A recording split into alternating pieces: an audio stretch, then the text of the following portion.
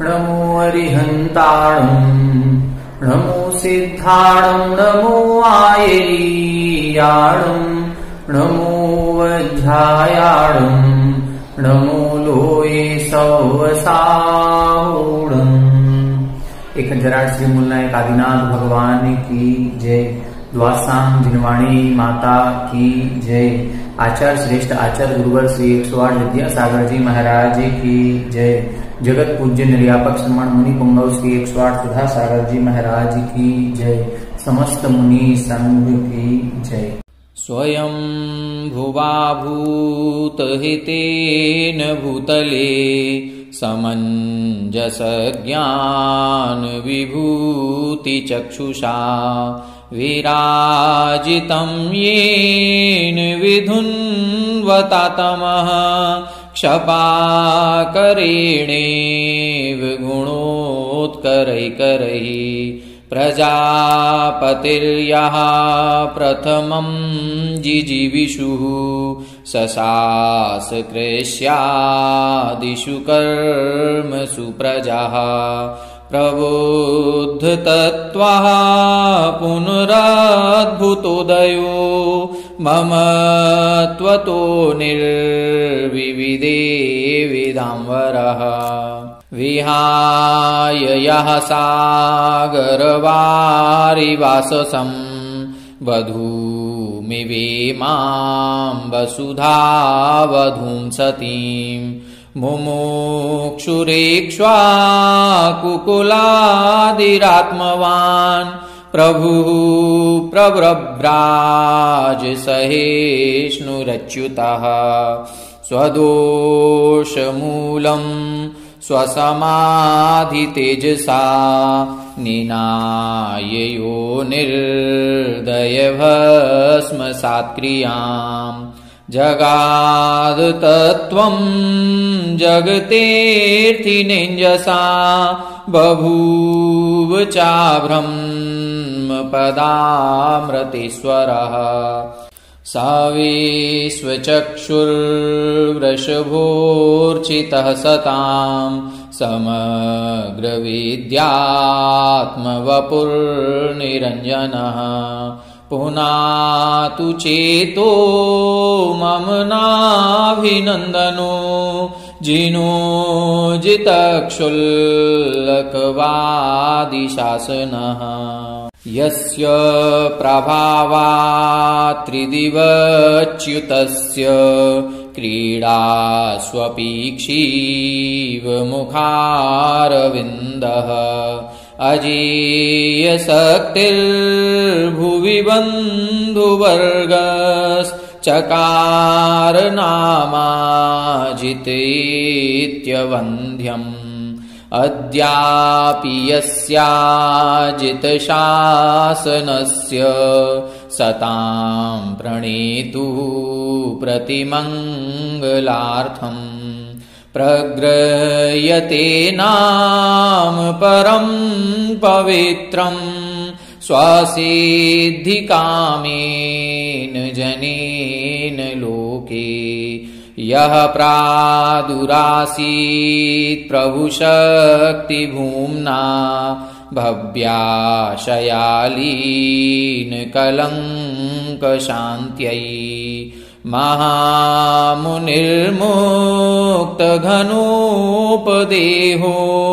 यथारविन्दाभ्युदयाय भास्वान् येन प्रणीतं प्रथुधर्मतीर्थं ज्येष्ठं जनाः प्राप्य जयन्ति दुःखम् गाङ्गं हृदं चन्दनपङ्कशीतं गजप्रवेका इव घर्मतप्ताः सब्रह्मनिष्ठः सममेत्रशत्रुर्विद्या विनिर्वान्तकषाय दोषः लब्धात्मलक्ष्मीरजितो जितात्मा जिनश्रियं मे भगवान् विधत्ते प्रवृत्ताम् त्वं सम्भवः सम्भवतर्षरोगैः सन्तप्यमानस्य जनस्य लोके आसीरिहाकस्मिकेव वैद्यो यथा नाथ रुजां प्रशान्त्यै अनित्यमत्राणमहं क्रियाभिः प्रसक्तमिथ्याद्यवसाय दोषम् इदं जगज्जन्म जरान्तकार्तं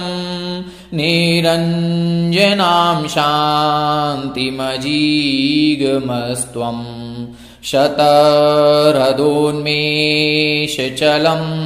हि सौख्यं तृष्णामयाप्यायनमात्रहेतुः तृष्णाभिवृद्धिश्च तपत्यजस्रम् तापस्तदायासयतीत्यवादिः बन्धश्च मोक्षश्च तयोश्च हेतु बद्धश्च मुक्तश्च फलं च मुक्तेः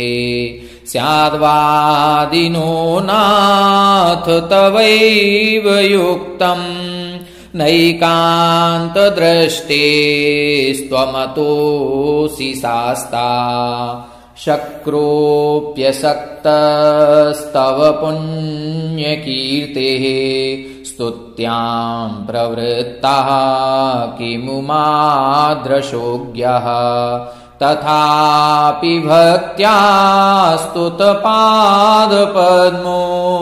ममार्यदेयः शिवतातिमुच्चैः गुणाभिनन्दादभिनन्दनो भवान् दयावधूं क्षान्तिसखीमसि श्रिय समाधितन्त्रस्तदुपोपपत्तये द्वयेन नैर्ग्रन्थ्यगुणेन चायुजत् अचेतनेतत्कृतबन्धजेऽपि च ममेदमित्याभिनिवेशिकग्रहात् प्रभङ्गुरे स्थावरनिश्चयेन च क्षतं जगत्तत्त्वमजिग्रहद्भवान् क्षुदादिदुःखप्रतिकारता स्थितिर्न चेन्द्रियार्थप्रभवाल्पसौख्यतः ततो गुणो नास्ति च देहदेहिनो रीतिदमित्थं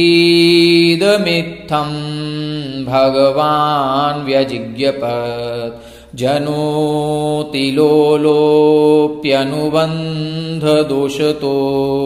भयादकार्येष्विहना प्रवर्तते इहाप्यमुत्राप्यनुबन्धदोषवेत् कथं सुखे संसजतीति चाब्रवीत् स चानुबन्धोऽस्य जनस्य तापकृत् त्रसो विवृद्धिः सुखतो न च स्थितिः इति प्रभो लोकहितं यतो मतं ततो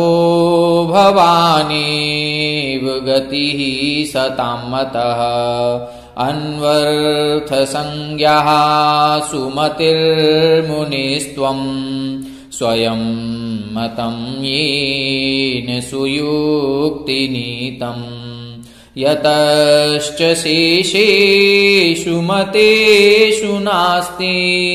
सर्वक्रियाकारकतत्त्वसिद्धिः अनेकमेकं च तदेव तत्त्वं वेदान्वयज्ञानमिदं हि सत्यम् मृषोपचारोऽन्यतरस्य लोपे तच्छेषलोपोऽपि ततोऽनुपाख्यम् ततः कथञ्चित्तदसत्त्वशक्तिः खेनास्ति पुष्पं तरुषु प्रसिद्धम् सर्वस्वभावच्युतमप्रमाणम् स्ववाग्विरुद्धं तव दृष्टितोऽन्यत् न सर्वथा नित्यमुदेत्यपैति न च क्रियाकारकमत्र युक्तम् नैवासतो जन्म सतो न नाशो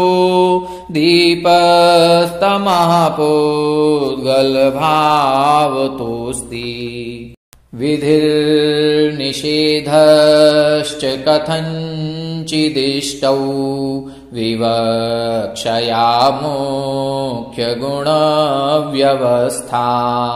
इति प्रणीतिः सुमतेस्तवेयम् मते प्रवेकः स्तुवतोऽस्तु नाथ पद्मप्रवाह पद्मपलाशलेश्यः पद्मालयालिङ्गितचारुमूर्तिः बभौ भवान् भव्यपयोरुहाणाम् पद्माकराणामिव पद्मबन्धुः बभार पद्मां च सरस्वतीं च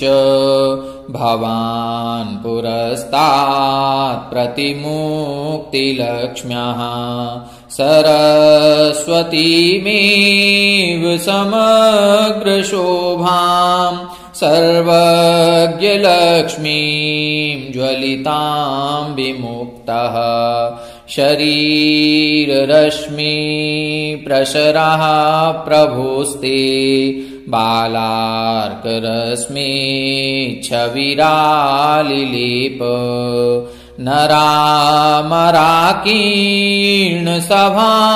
प्रभावत् शैलस्य पद्माभमणेः स्वसानुम्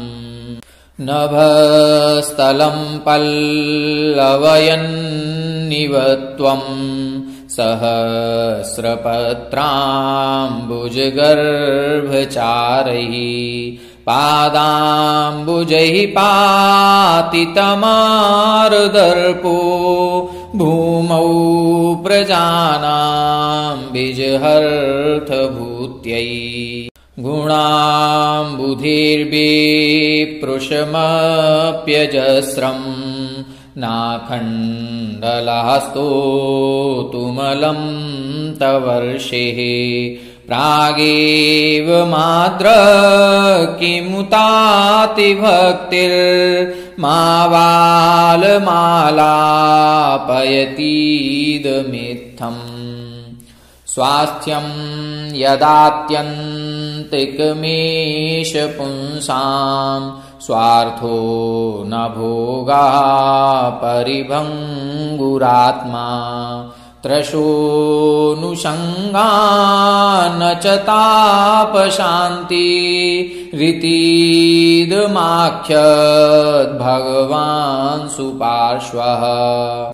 अजङ्गमं जङ्गमनेययन्त्रम् यथा तथा जीवधृतं शरीरम् बिभत्सुपूतीक्षयितापकं च स्नेहो व्रतात्रेतिहितं त्वमाख्यः अलङ्घ्यशक्तिर्भवितव्यतेयम् हेतुद्वयाविष्कृतकार्यलिङ्गा अनीश्वरो जन्तुरहं क्रियार्थः संहत्य कार्येष्विति साध्ववादिः बिभेति मृत्योर्न ततोऽस्ति मोक्षो नित्यं शिवं वाञ्छति नास्य लाभः तथापि बालो भयकामवश्यो वृथा स्वयं तप्यत इत्यवादिः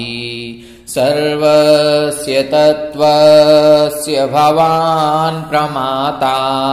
मातेव बालस्य हितानुशास्ता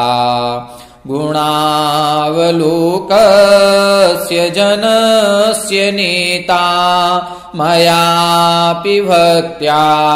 परिणूयसेद्य चन्द्रप्रभं चन्द्रमरीचिगौरं चन्द्रं द्वितीयं जगतीव कान्तं वन्देऽभिवन्द्यं महताम्रशीन्द्रं जिनं जितस्वान्तकषायवन्धम् यस्याङ्गलक्ष्मी परिवेशभिन्नं तमस्तमूरेरिविरश्मिभिन्नं न नाशवायं बहुमानुषं च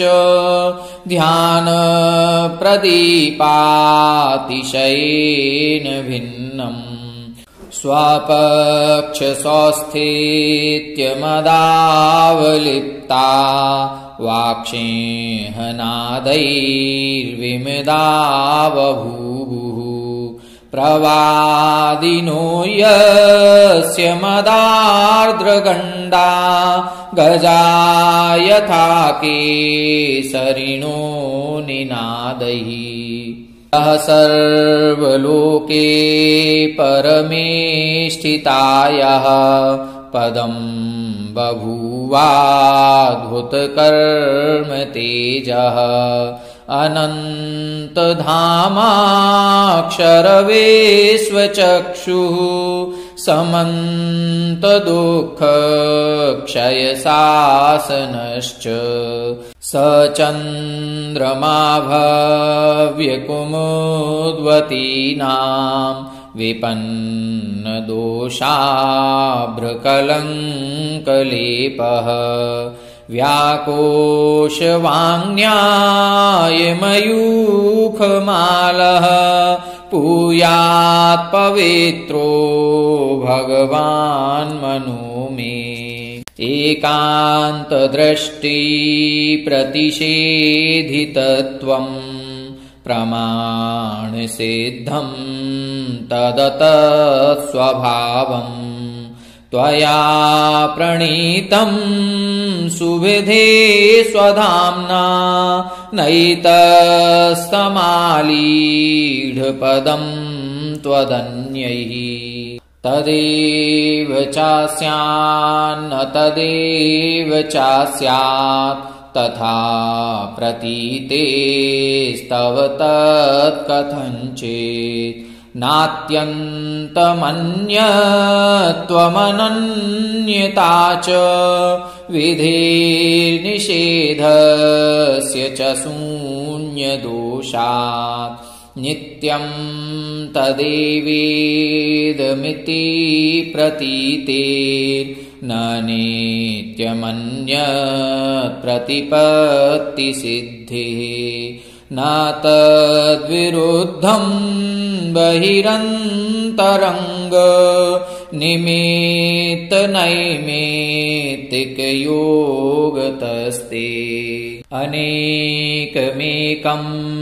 च पदस्य वाच्यं वृक्षा इति प्रत्ययवत् प्रकृत्या आकाङ्क्षिणः स्यादिति वै निपातो गुणानपेक्षे नियमेपवादः गुणप्रधानार्थमिदं हि वाक्यम् जिनस्यते तद्विषतामपथ्यम् ततोऽभिवन्द्यम् जगदीश्वराणाम् ममापि साधोस्तव पादपद्मम् नाशीतलाश्चन्दनचन्द्ररश्मयो नागाङ्गमम्भो न चहारयष्टयः यथा मुनेस्ते नघवाक्यरश्मयः शमाम्बुगर्भः शिशिराभिपश्चिताम्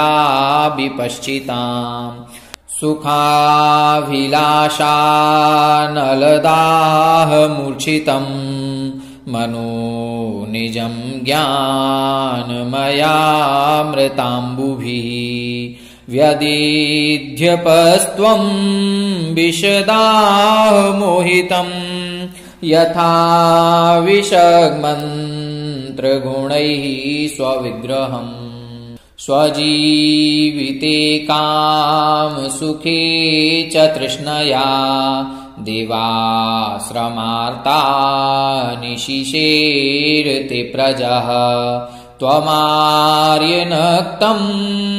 देवमप्रमत्तवा न जागरेवात्मविशुद्धवर्त्मनि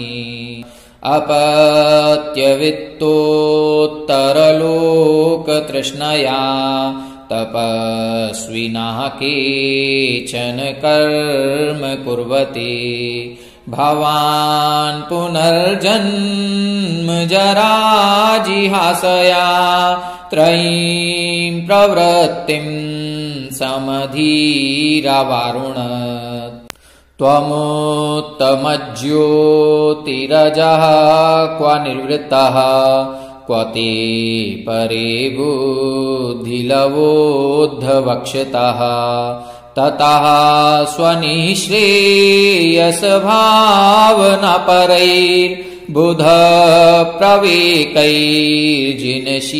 स्वनिःश्रेयसभावनपरैर्बुधप्रवेकैर्जिनशीतलिड्यसे श्रेयांजिनः श्रेयसि वर्त्मनीमः श्रेयः प्रजाः शासदजेयवाक्यः भवांश्चकासे भुवनत्रयेऽस्मिन् नेको यथावीतघनो विवश्वान् विधिर्विषक्तप्रतिषेधरूपः प्रमाणमत्रान्यतरत्प्रधानम् गुणोपरो मोक्षनियामहेतुर्नयः सदृष्टान्तसमर्थनस्ते विवक्षितो मोक्ष इतीष्यतेऽन्यो गुणो विवक्षो न निरात्मकस्ते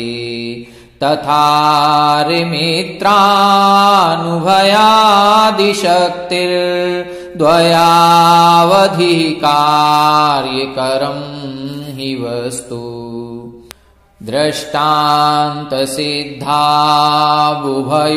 दृष्टान्तसिद्धावुभयोर्विवादे साध्यं प्रसिद्ध्येन तु तादृगस्ति यत्सर्वथैकान्तनियामि द्रष्टं त्वदीयदृष्टिर्विभवत्यशेषे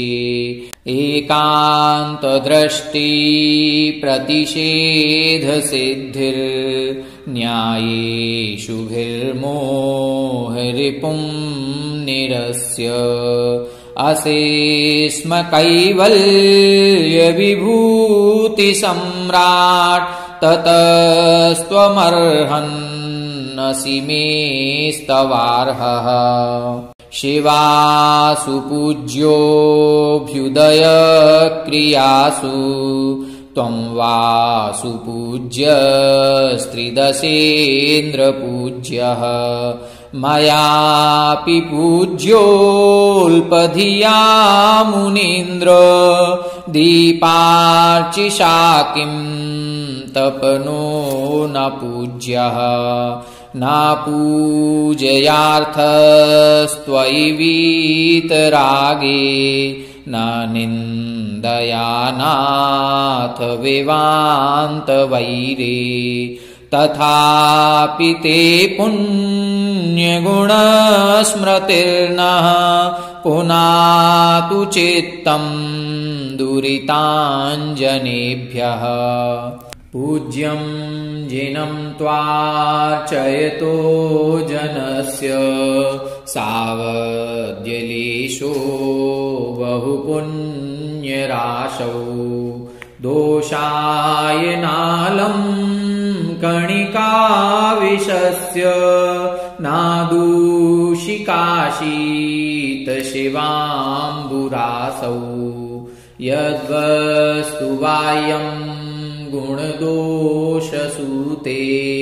निमित्तमभ्यन्तरमूलहेतो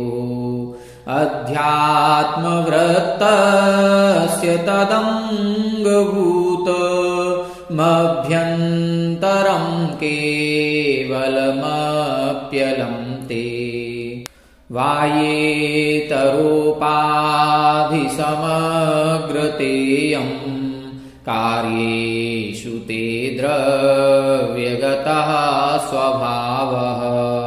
नैवान्यथा मोक्षविधेश्च पुंसां तेनाभिवन्द्यस्त्वमृषिर्बुधानाम् य एव नित्यक्षणिकादयो नया मिथो नपेक्षः स्वपरप्रणाशिनः त एव तत्त्वं विमलस्यते मुनेः परस्परेक्षः स्वपरोपकारिणः यथैकशाकारकमर्थसिद्धये समीक्ष्यसे स्वसहायकारकम् तथैव सामान्यविशेषमात्रिका नयास्तवेष्टा गुणमुख्यकल्पतः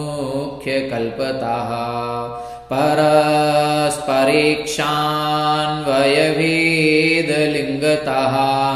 प्रसिद्धसामान्यविशेषयोस्तव समग्रतास्ति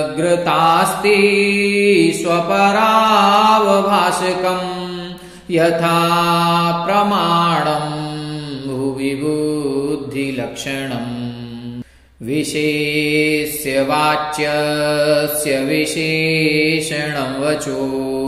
यतो विशेष्यं विनियम्यते च यत् तयोश्च सामान्यमति प्रसज्यते विवक्षितात् स्यादिति तेऽन्यवर्जनम् नयास्तव स्यात्पदसत्यलाञ्छिता रसोपवेद्धा एव लोहधातवः भवन्त्यभिप्रेतगुणायतस्ततो भवन्तमार्याः प्रणता हितैषिणः अनन्तदोषाशयविग्रहो ग्रहो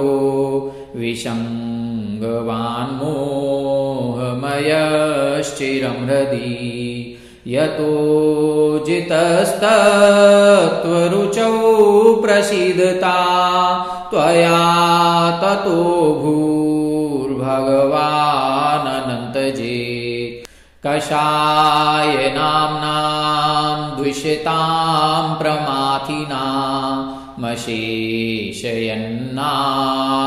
भवानशेषवेत् विशोषणं मन्मथ दुर्मदामयम् समाधिभैसज्य गुणैर्व्यलिनयत् परिश्रमाम्बुर्भयवीचिमालिनी त्वया स्वतृष्णा सरिदार्यशोषिता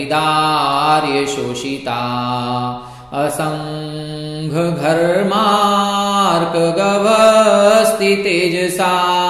परं ततो निर्वृतिधाम तावकम् सुहृत्त्वयि श्रीशुभगस्त्वमश्नुते द्विषं स्वयि प्रत्ययवत् प्रलीयते भवानुदासीनतमस्तयोरपि प्रभो परं चेत्रमिदं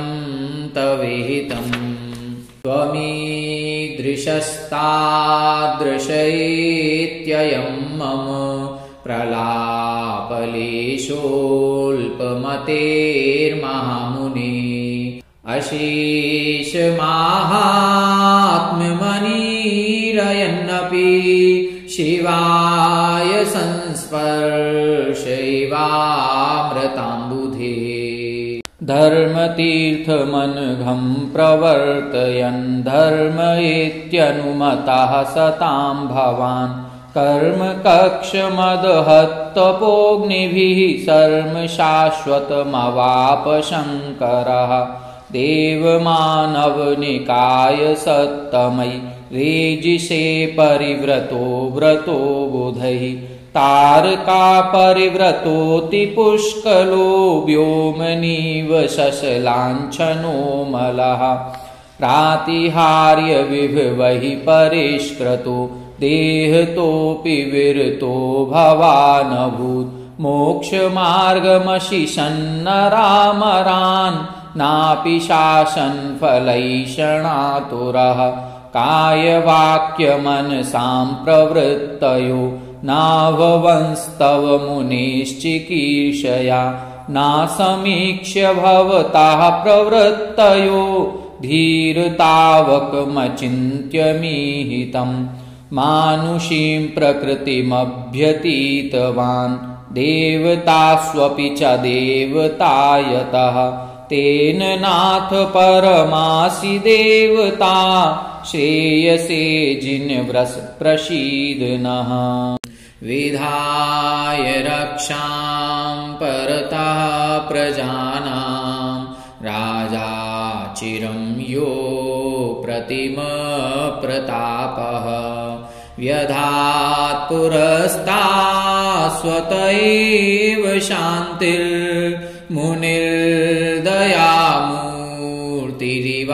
शान्तिर्मुनिर्दयामूर्तिरिवाघशान्तिम् चक्रेण यः शत्रुभयङ्करेण जित्वा नृपः सर्वनरेन्द्रचक्रम् समाधिचक्रेण पुनर्जिगाय महोदयो दुर्जयमोहचक्रम् राजश्रिया राजसुराजसिंहो रराजयो राजसुभोगतन्त्रः आर्हन्त्यलक्ष्म्या पुनरात्मतन्त्रो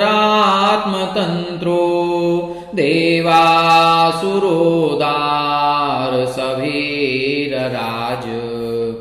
यस्मिन्नवुद्राजनिराजचक्रं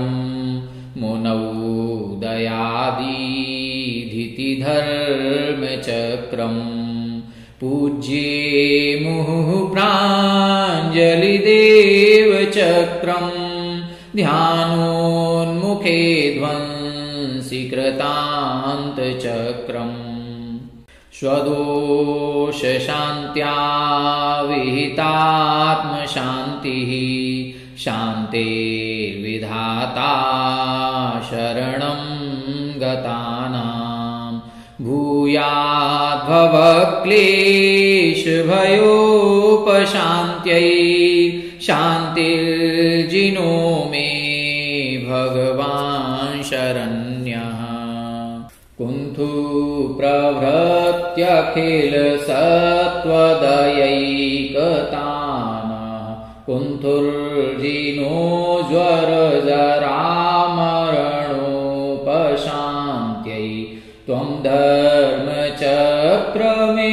वर्तयसि स्म भूत्यै भूत्वा पुराक्षितिपतीश्वरचक्रपाणिः तृष्णार्चिषाः परिदहन्ति न शान्तिरासा मिष्टेन्द्रियार्थविभवैः परिवृद्धिरेव स्थित्यैव कायपरितापहरं निमित्त मिथ्यात्मवान् विषयसौख्यपराङ्मुखो वायं तपाः परमदुश्चरमाचरन्स्त्व माध्यात्मिकस्य तपसाः परिवृह्णार्थं ध्यानं निरस्य कलुषद्वयमुत्तरस्मिन् ध्यानद्वये भव्रतिशेतिशयोपपन्ने हुत्वा स्वकर्म कटुकप्रकृतिश्च तस्रो रत्नत्रयातिशय तेजसि जातवीर्यः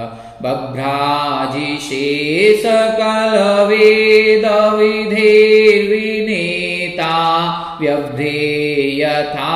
वियति दीप्तरुचिर्विवस्वान् यस्मान्मुनीन्द्र तव लोकपितामहाद्या विद्या विभूतिकणिकामपि नाप्नुवन्ति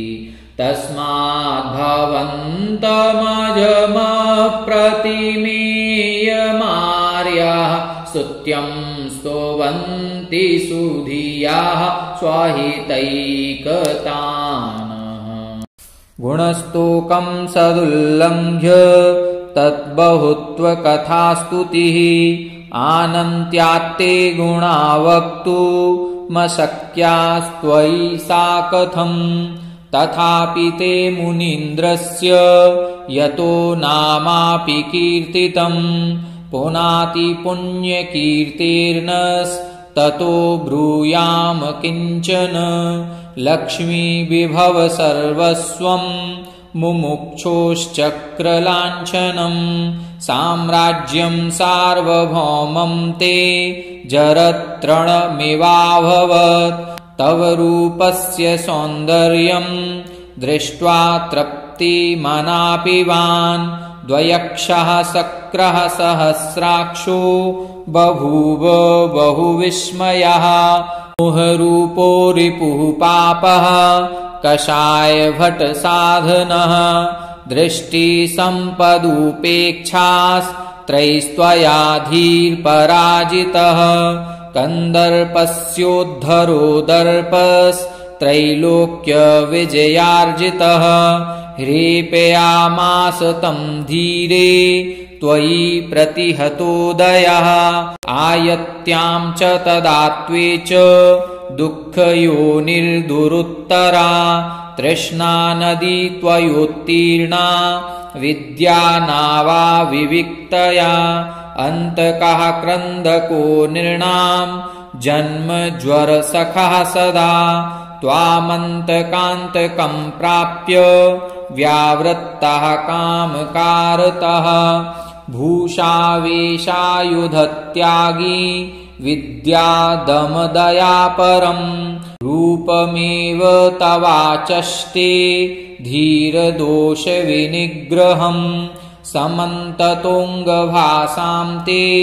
परिवेशेण भूयसा तमोवायमपाकीर्ण मध्यात्मं ध्यानतेजसा सर्वज्ञज्योतिषोद्भूतस्तावको महिमोदयः कं न कुर्यात् प्रणम्रं ते सत्वं नाथ सचेतनं तव वाङ्मृतं श्रीमत् सर्वभाषा स्वभावकं प्रीणयत्यमृतं यद्वत् प्राणिनो व्यापि संसदि अनेकान्तात्मदृष्टिस्ते सति शून्यो विपर्ययः ततः सर्वं रसोक्तं स्यात् तदयुक्तं स्वघाततः ये परस्खलितोन्निद्राः स्वदोषेव निमीलिनः तपस्विनस्ते किं कुर्युर्पात्रं त्वन्मतश्रियः ते तं स्वघातिनं दोषं शमीकर्तुमनीश्वरः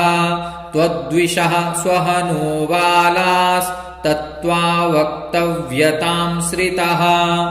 सदेकनित्यवक्तव्यास्तद्विपक्षाश्च येनयः सर्वथेति प्रदुष्यन्ति पुष्यन्ति स्यादितीहते सर्वथा नियमत्यागी यथा द्रष्टमपेक्षकः स्याच्छब्दस्तावके न्याये नान्येषामात्मविद्विषाम् अनेकान्तोऽप्यनेकान्तः प्रमाणनयसाधनः अनेकान्तः प्रमाणात्ते तदेकान्तोऽर्पितान्नयात् इति निरूपं युक्तशासनः प्रियहितयोगगुणानुशासनः अर्जिनदमतीर्थनायकस्त्वमेव सतां प्रतिबोधनायकः मतिगुणविभवानुरूपतस्त्वयि वरदागं दृष्टिरूपतः गुणकृशमपि किञ्चनोदितं मम भवताद्दुरितासनोदितं यस्य महर्षेः सकलपदार्थ प्रत्यवबोधः समजनि साक्षात् सामरमर्त्यं जगदपि सर्वं प्राञ्जलिभूत्वा प्रणिपतिते स्म यस्य च मूर्तिः कनकमयीव स्वस्फुरदाभाकृतपरिवेशा वागपि तत्त्वं कथयितु कामा स्यात्पदपूर्वा रमयति साधून् यस्य पुरस्ताद्विगलितमाना नाप्रतितीर्थ्या भुवि विवदन्ति भूरपि रम्या प्रतिपदमासीत् जातविकोशाम्बुजमृदुहासा यस्य समन्ताज्जिनशिशिरांशोः शेष्यकसाधुग्रहविभवोऽभूत् तीर्थमपि स्वं जननसमुद्र त्रासितसत्त्वोत्तरणपथोग्रम् यस्य च शुक्लं परमतपोऽग्निर्ध्यानमनन्तं दुरितमधाक्षीत् तं जिनसिंहं कृतकरणीयं मल्लिमशल्यं शरणमितोऽस्मि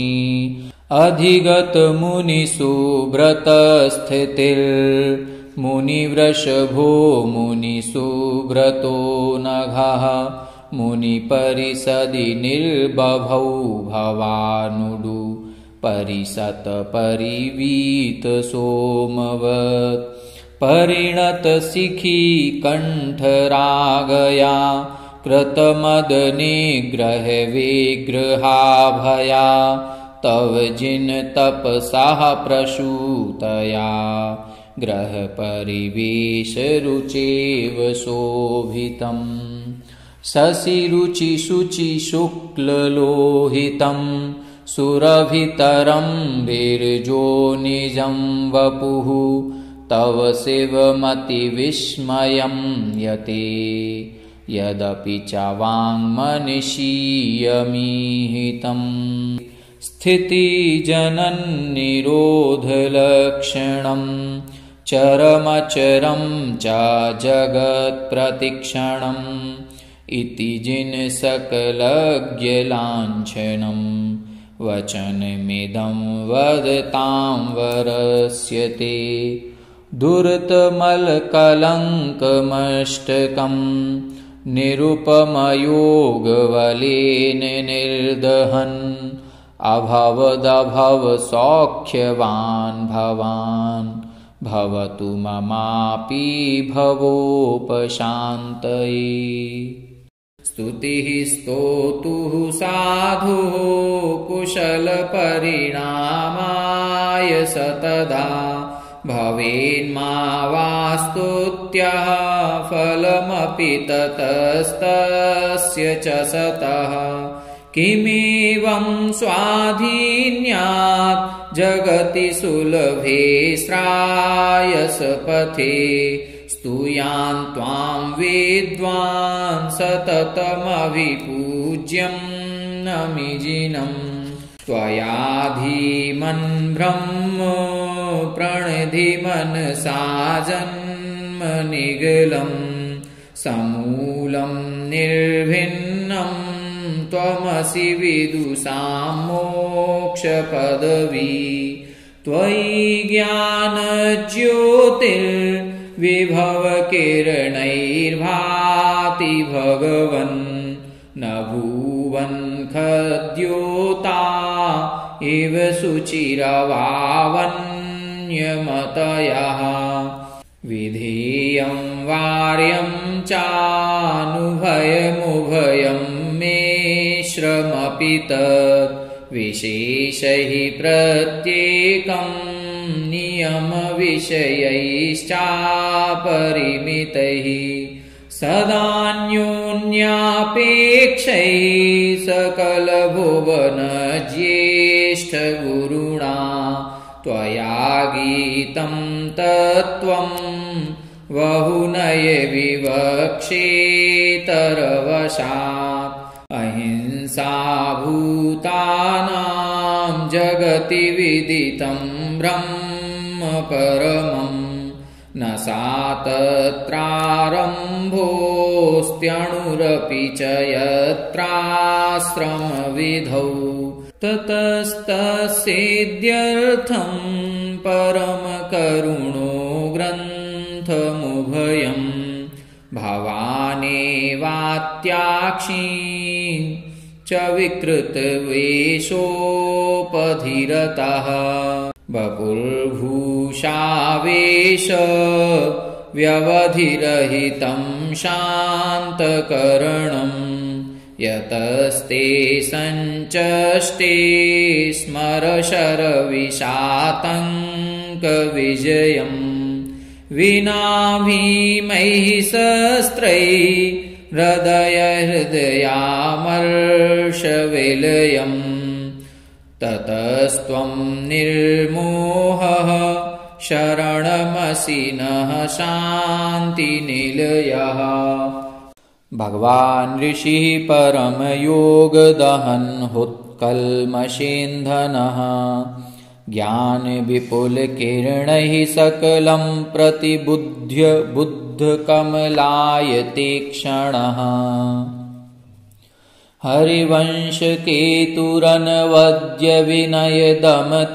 हरिवंशकेतुरनवद्यविनयदमतीर्थनायकः शीलजलधिरभवो बिभवस्त्वमरिष्टनेमिजिनकुञ्जरोजरः त्रिदशेन्द्रमौलिमणिरत्नकिरणविसरोपचुम्बितम् पादयुगलममलं भवतो विकसत्कुशेशयदलारुणोदरम् नखचन्द्ररश्मिकवचाति रुचिर्शिखराङ्गुलिस्थलम् स्वार्थनियतमनसाः सुधियः प्रणमन्ति मन्त्रमुखरामहर्षयः द्युतिमद्रुताङ्गरविबिम्बकिरणजटिलांशुमण्डलः नीलजलदजलराशिवपुः सह बन्धुभिर्गरुडकेतुरीश्वरः हलभ्रच्यते स्वजनभक्तिमुदितहृदयौ जनेश्वरौ धर्मविनयरसिकौ सुतरां चरणारविन्दयुगलं प्रणेमतुः ककुदम्भुवः खचरयोषिदुषितशिखरैरलङ्कृतः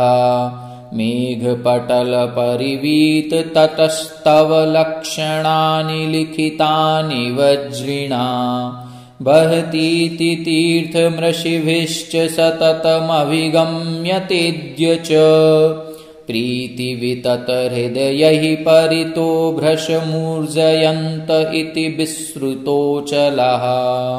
बहिरन्तरप्युभयथा च करणमभिघाति नार्थकृत् नाथयुगपदखिलं च सदा त्वमिदं तलामलकवत् विवेदथ अत एव ते बुधनुतस्य चरिद्गुणमद्भुतोदयम् न्यायविहितमवधार्य जिने त्वयि सुप्रसन्नमनसः स्थिता वयम् तमालनीलैः सधनुस्तडिद्गुणैः प्रकीर्णभीमाशनिवायुवृष्टिभिः बलाकहैर्वैरिवशैरुपद्रुतो महामनायो न चचालयोगतः बृहत्फणामण्डलमण्डपेन यं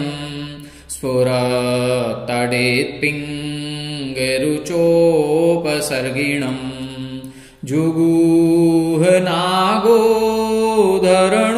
जुगूहनागोधरणोधराधरम् विरागसन्ध्यातडिदम्बुदो यथा स्वयोगनिस्त्रिंशनिशातधारया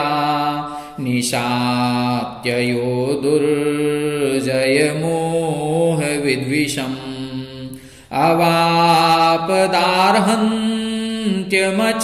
अवापदार्हन्त्यमचिन्त्यमद्भुतं त्रिलोकपूजातिशयास्पदं पदम् यमीश्वरं वीक्ष्य विधूतकल्मषम् तपोधनास्तेऽपि तथा बुभुषवः वनौकसहस्वाश्रमवन्द्यबुद्ध्यः शमोपदेशं शरणं प्रपेदिरे ससत्यविद्या तपसां प्रणायकः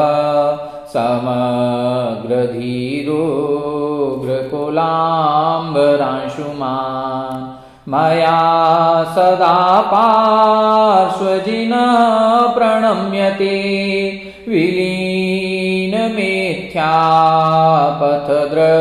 विलीनमेथ्यापथदृष्टिविभ्रमः कीर्त्या भुवि भासितया वीत्वं गुणसमुच्छ्रया भासितया षोडशभासितया सोम इव व्योम्नि कुन्दशोभाषितया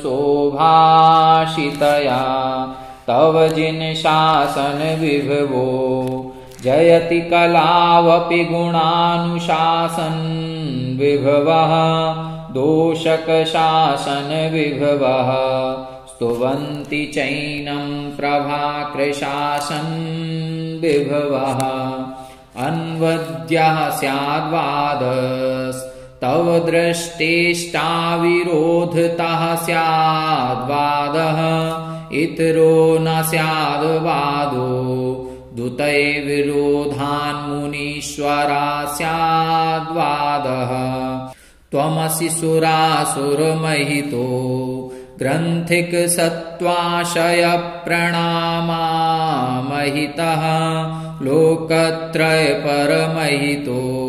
नावरण ज्योतिरुज्ज्वलद्धामहितः सभ्यानामभिरुचितं दधासि गुणभूषणं श्रियाचारुचितं मग्नं स्वस्यां रुचितं जयसि च मृगलाञ्छनं स्वकान्त्यारुचितं त्वं जिनगतमदमायस्तव भावानां मुमुक्षुकामदमायः श्रेयांसि मदमायस्त्वया समादेशि सप्रयामदमायः गिरिभित्यवदानवतः श्रीमत इव दन्तिनः स्रवदानवतः तव समवादानवतो गतमूर्जितमपगतप्रमादानवतः बहुगुणसम्पद सकलं परमतमपि मधुरवचन विन्यासकलं नयभक्त्यवतं सकलं तव देवमतं समन्तभद्रं सकलम्।